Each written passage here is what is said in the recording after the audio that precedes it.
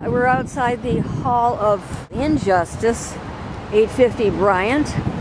My name is Lateefah Barnes.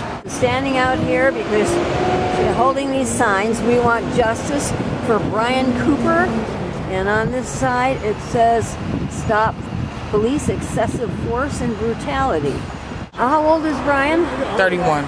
What's your relationship with Brian Cooper and what happened to him? I'm his fiance, his mother of his kids. I have two children, a 9-year-old and a 3-year-old. Brian got shot.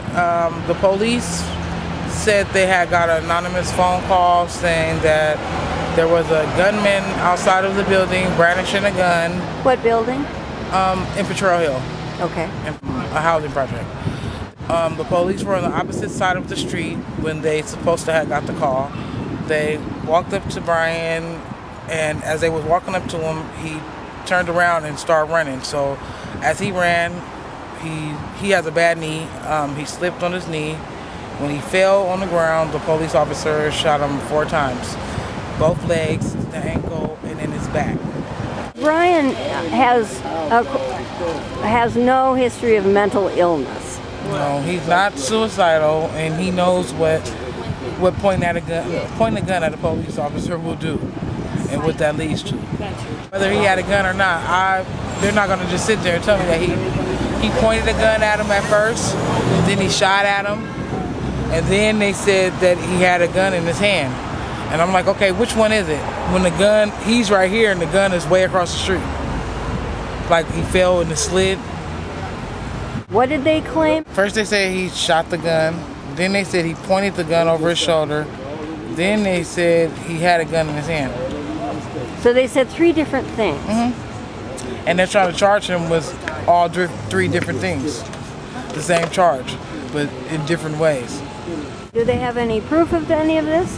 It's what they're going on by their word. The gun had no shots fired. The gun still was intact. All the bullets were there. He possessed a gun, but it slid across the sidewalk? Is that what? It slid across the pavement. And did it fall out of his pocket when he was running? Yeah, I believe when he fell, that's when it slid. Yeah.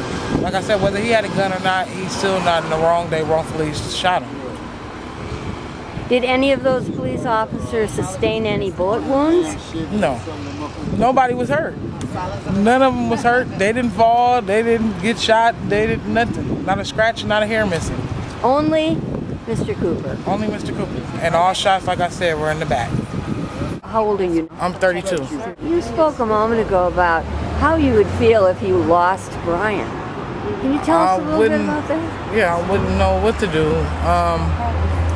I couldn't even put myself in nobody else's shoes, but like for instance, I was saying that the guy that got killed over the transfer, I could just imagine how his mom felt because, he, like I said, he got killed over a transfer, and that was, that's a loss. That's her son. And like I said, this is a loss to us, even though he's not dead, he's still alive, but he's still hurt. We don't know how damaged he is, and he doesn't even really know. He thinks he's fine because he's still living. But like I told him, you're still not okay, He's grateful to be alive. Yeah, he's grateful to be alive, really. When he first got shot, they took him to San Francisco General. And then Sunday evening, they brought him here, which is the Hall of Justice, the medical facility here. Did he have surgery at General? Yeah, I believe, they weren't even telling us what was going on. We couldn't see him. We got harassed by the police. They told us to leave and go back to the project. At General? Yeah. They were just like rude to me and his parents. So you and his mom and dad came over to the hospital? Yeah, where he was on the 4th floor because they did say that we could see him because we just needed to know what kind of condition he was in. Did you find out? After, like I said, he called me Monday evening when he woke up. But not in the hospital? Nope, I didn't find out in the hospital. Monday evening when he finally woke up, he told me. Yeah, he woke up, he was here. He was asleep the whole time at General.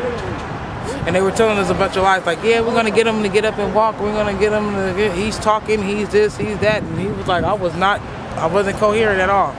And I know he wasn't coherent because if he was coherent, he would have had a nurse send me a note, or it would have been something I would have known that he was all right, It just wouldn't have been in the air. We sat down there till Sunday to see what was going on. When you say we, you mean you and his mother and father? Yeah, me and his relatives, his aunties, his father, his stepmom, his mom. You were all down Yeah, in we were all there. general. Yeah, waiting. And they gave us a hard time from the time we got there until the time that we couldn't even find them. They wasn't even telling us that they transferred them here. And then the first you knew was when he called you. He called me and he told me he was here. And that's how we knew. And as far as you knew, he could have been dead. Yeah, he could have been. Because that's what everybody was, once the rumor gets started, it never stops. So they like, oh, he's dead. So we not, the family, we not knowing where he at. So we like, oh, Lord, is he dead? We not knowing what's going on. But they gave us such a hard time. And they still giving us a hard time. They giving us a hard time by not taking care of them. We have to keep calling supervisors, just, like I said, for instance, get a wheelchair. They're just now giving them a wheelchair, And you mean here at 850 Bryant in the jail? At the jail hospital. The shooting happened on a Saturday night. Yeah. And then he got transferred from the hospital the next day. And then 2 days later, he was warned about the court hearing an hour before. That court hearing was last Tuesday, so that was just a few days after. Last week, Tuesday, they woke him up and told him he had court in an hour. He called me and I was out the door in like 30 minutes. And we made it just in time. After we requested a wheelchair, they gave him a wheelchair, but didn't nobody even help push him through the door. So it was like he just using his right side to push himself in. Was he in pain? Yeah, he is. He still is in pain.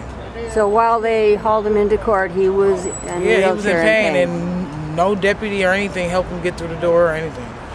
It was just like I guess because it was an incident with their own kind, so it was just like they're just treating them like real bad anyway.